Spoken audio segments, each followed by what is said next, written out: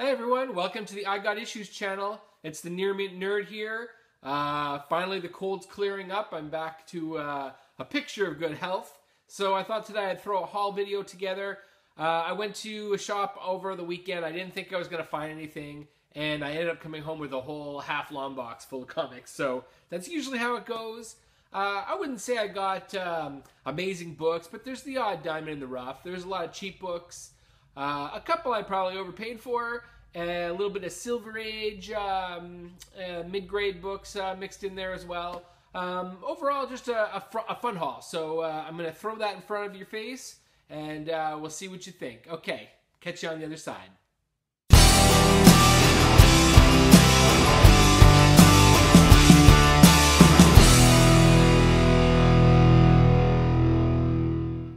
Let's kick off here with a book that's not really worth anything. Hardware #1, part of the Milestone line of comics that came out in the early 90s from DC. It also gave us Icon and Static Shock. But I picked it up because I didn't have a #1. I do have a #1, but it's bagged and boarded. And it's been bagged and boarded since the early 90s, and I wanted to see what was inside. And I wasn't exactly sure where my copy was. So I picked it up, and when I opened the bag, I found kind of a fun little surprise inside. I found a issue of Valiant Voice, #5. Do you remember this little newspaper that came out? I can't remember if it was weekly or bi-weekly or monthly. But it was a little newspaper that kind of gave you an update on what Valiant issues were coming out and what was hot. It was just a little slice of nostalgia that was a nice surprise that was hidden in the bag behind the comic for some reason. So I just want to show you that for the nostalgia factor. I bought a series of books, not really worth anything, but I'm a big horror fan. I love, Jason Voorhees and Freddy Krueger. And so I kind of found a treasure trove of these horror books, and I bought a bulk batch of them for $40. So I'll show you what I got for the $40. Starting off with Freddy versus Jason versus Ash, #1. The matchup you've been waiting for, they're not wrong. They're not wrong. I was waiting for it. Then #2 came along with a Eric Powell cover, which is actually really cool. Ash in his mouth and Mr. Voorhees coming out of the eye and stabbing him in the head as he goes. Typical Jason Voorhees. #3 is another Eric Powell cover. Really cool cover. #4, that's a cute little cover as well. Not quite as clever as some of the others. This is a nice one. #5 with Ash and Jason doing battle here while Freddy watches from the back. And finally, #6. Very nice close-up of Jason's mask there with a couple of familiar faces in the eye holes. They also did a sequel to this. I can't remember what it's called. I did get the sequel, so I do have it. So I left that at the store this time. But I did find some more books here. I found Friday the 13th, #2, with a beautiful Ryan Sook cover. And I've always thought that Ryan Sook is very similar in style to Adam Hughes. You may disagree, but there's just something about the way he draws faces that is very Adam Hughes to me. #3, really cool reflection cover, another cover by Sook. And #4, and there he is standing in the boat. I don't know if you can make out the little hand in the boat, suggesting that he's got a victim in there already. There was a #1, but I didn't pick that up because I've already got it, and it brought the price point down to keep it within the $40 that I wanted to spend. Next up, Friday the 13th, How I Spent My Summer Vacation. I don't love this cover at all. It's kind of not a very good cover. However, it's Jason Aaron on a Friday the 13th book. How cool is that? I did get #2 as well. Friday the 13th, How I Spent My Summer Vacation, #2, also by Jason Aaron. And to wrap up my horror binge here, I also got The Evil Dead, #1, by Mark Verheiden and John Bolton. Number 2, same creative team. Same creative team throughout, I'm pretty sure. Number 3, look at that beautiful cover. I just love that it's young Ash, you know, like seeing Bruce Campbell as a young guy again. That picture is so great. And number 4, look at the chin, if chins could kill. So that's that. I think I probably own this last miniseries, but I couldn't remember. I know I have something that's The Evil Dead, but I couldn't remember which one. So what's the harm in having two? Next up, I'm going to start. I did find, you know how I'm obsessed with Animal Man and Mr. Miracle on covers. Well, I did buy something that I let go the first time around. I decided it was time to pick up The Last Days of Animal Man #1 with this beautiful cover that is basically the same cover as the Animal Man #1 from the 80s, the Grant Morrison book, but now all the animals are skeletons. Just beautiful. Brian Bolland, I should mention, one of my favorite cover artists of all time. Also got #2. Look at this gorgeous cover. This is the classic Animal Man costume. I love this Animal Man costume. I was really disappointed when they changed it for the new 52 into that weird blue costume. This is so iconic. Why would you ever change that? #3, Brian Bolland. Look at that. Drawing Power Girl, older Superman. It's funny, I think this book takes place in 2017, and it was done in 2009. So 8 years in the future, this is what they thought their characters might look like. Red Tornado, that's such a beautiful Brian Bolland cover. Oh, I could just look at that all day. Next up, #4, another great cover with Starfire there, Brian Bolland. I love this cover. I think part of the story conceit is that Animal Man has lost his powers considerably. So here he is decked out with, I guess, the new suit that's going to help him fight crime. And finally, an iconic gravestone cover. Boy, there's a lot of gravestone covers in comics, isn't there? Animal Man, rest in peace. And there's that iconic cover laying over the tombstone. A shame that his tombstone says Animal Man instead of Buddy Baker. That's a bit of an insult, but pretty cool nonetheless. And you can see the silhouette here suggesting that maybe he's not quite as dead as he looks. Beautiful, 6 beautiful covers, and I'm actually looking forward a lot to reading this story. I don't know why I passed it up the first time. I think because it was an out-of-continuity future story by Jerry Conway, who's not really a fan favorite. Or I shouldn't say a fan favorite. He may just be a fan favorite, but he's not a favorite of mine. Regardless, I'm definitely looking forward to it now. I want to keep the cover art going, the Bolland going. I got this annual Swamp Thing #3. No real value, but it's just such a beautiful cover. Look at that. I mean, Brian Bolland is just a step above everybody else. I mean, yes, Adam Hughes is very hot right now. Beautiful covers. Beautiful, beyond beautiful, but I'll take Brian Bolland every time, I think. Here's another one. Jonah Hex #6, where Brian Bolland has decided that Clint Eastwood will be playing the role of Jonah Hex, as you can see from this photo that is clearly Clint Eastwood inspired. I love the nun in the mirror with the shotgun behind him. That's so great. I really like that series a lot. Okay, so that's it for the Brian Bollands. I picked up an Ultimates 3 #5, which is a variant cover by Joe Mad. Not bad. Not one of my favorites, but I grabbed it anyways because I don't have a lot of variant covers, and this one looked pretty cool. You know, I don't pick up any variants. I only buy one copy of everything because I don't buy to sell, I don't buy to flip, I don't buy to speculate. I buy to read and I buy to hoard. Every couple of years, I just love going through my comics, looking at the covers, and just rereading what I want to reread. So I don't really, if I'm buying a cover that's a variant, I'm buying it just purely for the beauty of it. So I don't have too many. Here's another cover I really liked, Nightcrawler #6.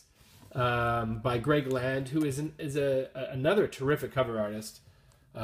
Very cool zombie cover here. Really like that a lot. And I love this take on Nightcrawler. This was one of my... Greg Land was born to draw Nightcrawler. That just looks tremendous. And then I have... I picked up for $1. I got this issue of Batman. I'm sure it's only worth $1. But it seems like it might be the reveal of Jason Todd being behind the mask of Red Hood. I haven't looked it up or anything, but even if it's, you know, not worth anything, it's a beautiful cover. Just love it. These are all in super high condition. I generally only buy, if I'm buying Silver Age, I'm okay with buying mid-grades. If I'm buying more recent books, I pretty much only buy what I consider to be maybe an 8.5 and up. I wouldn't. There's no reason to buy less because it's not expensive. I picked up a Batman and Robin #1 by Frank Miller and Jim Lee. I didn't have this. I ignored this the first time around because I have had some frustrations with Frank Miller's storytelling over the years, specifically Dark Knight 2, which was basically a deal breaker for me. But I decided that, you know, I do love Jim Lee's art and that I would give it a chance. And it was definitely the right price point. I got it for under cover, actually, which is really all you can ask for. I picked these up purely for reading. I thought this looked like a tremendous read. Guy Gardner, Collateral Damage. I don't think I'd even... I didn't catch this the first time around. And these books were only $2 each for... they might not be 64 pages. They're at least 48 pages. They're square bound. Hard to see here, but they're square bound. They're by Howard Chaykin. I mean, what more can you ask for? But a 2-part Guy Gardner story. It looks like it's going to be a lot of fun. And even if it's not, it's so cheap that I can just enjoy these covers. Look at that. Such a cool Howard Chaykin cover. Love that a lot. This was a find. These 2 books were a real find, I thought. 3 books. These next 3 books. Fantastic Four #21, variant edition cover. This is the first appearance of the Marvel Zombies that are from the Ultimate Universe. Or I guess they're from the Marvel Zombies universe, but they were accessed through the Ultimate Universe. But I love this old Reed versus young Reed. And I remember when this comic cover first appeared in previews, everyone thought this was going to be the crossover with the regular Marvel Universe. Everyone was so excited. And then it was revealed it was just this other universe where it was a world of zombies. And I think people were a little disappointed at first, but the Marvel Zombies really did kind of leap out of this and take the world stage for a while. They were pretty popular. I really enjoyed Marvel Zombies versus Ash from Army of Darkness series. That was unexpected, and I really love it. I may even have some stuff to show you on based on that in the next haul or two. Anyway, so I picked this one up. Also picked up another cover from this run. This is Frightful Part 1, Ultimate Fantastic Four. This is the actual Marvel Zombie story. The other one was just kind of the first contact with that world. Then this was a 3-part story that happened a little bit later. Really great story. I got this She-Hulk variant edition. I don't know if it's worth any extra money. I imagine it's from one of those months where they just kind of pick a theme and then they do variant covers for every book with that theme. I'm sure it was a Marvel Zombies month. I wasn't paying attention enough to know that at the time, but I started seeing a few of these covers, and they were just marked up a little bit out of my reach as far as what I want to pay for just a cover. But I got this one for $4, which was about cover price, so I thought, what the heck. And this was just buried in with some other books, too, so I'm not even sure they realized it was a variant cover. I'm not sure. I picked up another She-Hulk cover just for the pure enjoyment of this Greg Horn She-Hulk. I know I have this. I have the whole She-Hulk run. In fact, I have both She-Hulk runs of Dan Slott's. He did 2 in short order. But I couldn't just leave this behind, this beautiful cover. I had to have it. And it's a #1, too. Probably worth about $5. And I got it for less than that, so all good. I got a couple of other covers here that I really liked. I got The Spirit #1 by Darwin Cook. I'm really, really sad that we won't be getting any more Darwin Cook. I think that all of his books are a little undervalued right now. I think he's a tremendous cover artist, and I think I'm not much of a speculator because I basically just buy things and keep them forever, like I've mentioned. But if I had to speculate, I would say to look out for some Darwin Cook jumps in the next year or so. So I got this one here, and I also picked up Batman Spirit, another beautiful Darwin Cook cover of the two titular characters. Both number ones, both not worth anything at this time. Found a couple of I almost said John Hughes, a couple of Adam Hughes covers, beautiful ones. These were all in the $2 to $3 range. It's kind of weird because the guides haven't really picked up on some of these books. It's more of kind of a speculator thing right now. So a lot of stores just haven't caught up to the hype a little bit, I think, because, I still find these all the time. I have a full run of these, but, I'm getting swept up in the craze a little. When you flip through and you find something like this, you just got to grab it, especially for cheap. Beautiful, beautiful cover. I mean, that is just, wow. That's just a gorgeous, beautiful cover. What else can I say about it? Here's another one. This one's, wow, like, look at that cleavage. That's insane. Who is this? Will Pfeiffer was on the book at this time. He's kind of benefiting from all these Adam Hughes covers at the moment, but just a gorgeous cover. I think Zatanna needs to maybe loosen, her outfit a little bit. That's gotta hurt. But I do love a good Zatanna cover.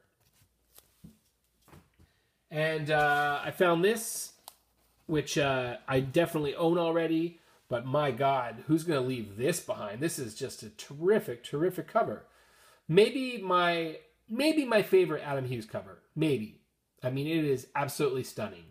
And I love just the way she's kind of floating, above the ground with the plane below her. Just wow, just a striking image. Beautiful cover. All right, so we're going to go into my Silver Age stuff now a little bit. Let me straighten that out a little bit. Whoops. No, that's not straight at all, is it? Oh, boy. I got a couple of issues of Plop. I don't know if you remember Plop.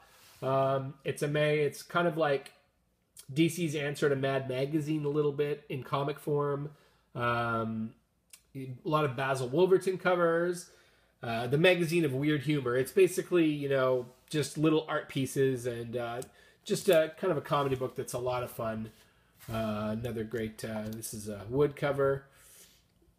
You can see the Sergio Argoni stuff at the top. Just a great book. I have a bunch of these. I don't think I had these two. These are not in great condition. Again, when I bring things home from a purchase, I usually immediately put them into new bags and boards. And so they always look just a little bit better on these videos than they do in real life. I probably should tell you that they're like near mint or something, but they're really not. I would say these are maybe a 6.57 tops. And I think that kind of goes for all these Silver Age books I'm going to show you here. So next up we have a couple of Justice League Americas. These are in pretty nice shape. What lowers the value a bit here, I would imagine, is the 12-cent stamp stamped right on it. I guess they felt 15 cents was too high, so they, ruined the whole book to give you a 3-cent discount.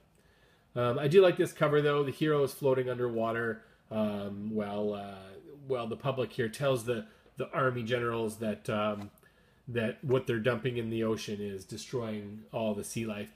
Very political message there, but those were the times we lived in, and it kind of feels like it's come full circle. Here's another one. I really like this cover. Reader, this story is about you, blank face. Maybe you can take a photo, put your own face there if you want. The most unusual JLA story ever, where you are hero and villain. Oh, that seems like a bit much. You should be able to choose one or the other, but it's a little decadent to be both, don't you think? Great lineup, though. Superman, Batman, Black Canary, Green Arrow, Aquaman. Nice and slim. I like that. Okay, next up, I got just a random Metal Man issue. I certainly don't think there's anything that's going to make this a key. Seems like just kind of a middle. It's number 51, 30-cent cover price. Not great condition, but I do love reading these old books, so the condition doesn't bother me too much. I think this is probably my first Silver Age Black Hawk ever. It's number 226, but I don't think I've ever bought an issue of this before. I do have some of the more recent Black Hawk comics that have come out since, in the 80s and 90s, but you don't see a lot of Black Hawk. Maybe this is something that's due for a reboot. I know they had Lady Black Hawk featured in the Birds of Prey for quite a while, and she was great. But I don't know much about this whole comic, so I'm really curious about it. I got Action Comics 424, an old Gorilla Grodd issue that looks like a lot of fun. He's at the top of a tower. He's got Superman by the cape, and he's spinning him around. There's also a Green Arrow story in this one. 20 cents, so it's not super old.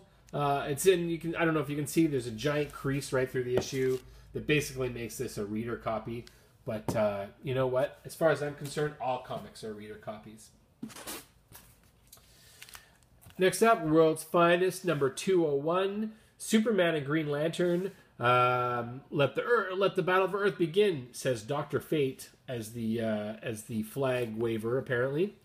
But this looks like a fun issue. We got some Brave and the Bold next. I have Batman the Metal Men. Again, with the Metal Men, 2 Metal Men books this week. I never would have thought that would happen. This is number 103. This looks like a lot of fun. Really lousy condition. These I got all these for about I think they're about $4 each. Which maybe in this condition is even too much to pay, but I do like to read them. Batman and Hawkman. This is number 70, 12 cents. It's a little older. And it's actually in pretty good condition. I'd say this is probably like a good 7.5. So that was a good deal, I think. Makes up for some of the other ones. Really nice cover. Look at him like prying his face off there, his beak. Pretty cool. Really like this one. The Flash and the Doom Patrol. What a great matchup that is. For a second, I was like, is that Plastic Man as a rocket? He's kind of got the color scheme, but I don't think that's what it's meant to be. But, yeah, great looking issue. Love Robot Man, one of my favorites. You know my love for the Flash, although I'm more of a Wally West guy. But Barry Allen's great too. I'm like I cheer for the hero, not the costume. So even though I'm a Flash fan, I'm a Wally West fan at heart. I don't automatically love every Flash that wears the costume, but I do like Barry Allen a lot. Got some Superboy, number 137. Love this cover. See Superboy, me stronger than you, says this mystery kid. The mighty might, as it were. So that's a fun little issue there. I got some more Superboy here. There's another one. So this is a very key book. It's the first appearance of Kathy the Kooky Genius. Obviously, I'm kidding. Probably we've never seen Kathy the Kooky Genius again. Her power, apparently, to walk on the ocean floor. But it's pretty cool, and there's Legion backups in these issues, so that's a lot of fun. What do we got here? Superboy, number 195. Even I can't stop this violent storm, but I can, even though I'm blind. Ooh, it's the rock and roll riddle. And again, another Legion story. I love these old covers. There's just something about them. Superboy number 188. These are all 20-cent issues. I bought all these for, like I said, $3 to $4 each. Maybe a little high based on the condition, but I don't care. I'm going to really enjoy these. Nice saving a subway by apparently ripping it up through the street. I'm not sure how that works, but I'm sure it's just as heroic as it looks. And then we have Superboy number 193. Ooh, the $1 million double cross. I'll find out for myself who's the real Superboy, because only he can't die. I guess the suggestion is the other two guys are just guys in costumes that he's going to murder. Interesting. And then final book, another Superboy. We're going to end with a Superboy. It is The Day It Rained Superboys. September number 159. It's raining Superboys. That looks like a lot of fun. I wouldn't want to be out in that kind of rainstorm. Probably get crushed, I would think. All those Superboys dropping from the sky. But another fun book. And probably a good one to end on. So let me just pass you back to the Near Mint Nerd, who I have to say is looking tremendous these days, don't you think? Thanks, Near Mint Nerd. And you're looking pretty good yourself, I have to say. Alright guys, that's it for the video. I hope you enjoyed it. I'm going to get back out to the store, start scouring. I'll be back Wednesday with my Wednesday haul, which is every Wednesday here on the I Got Issues Network.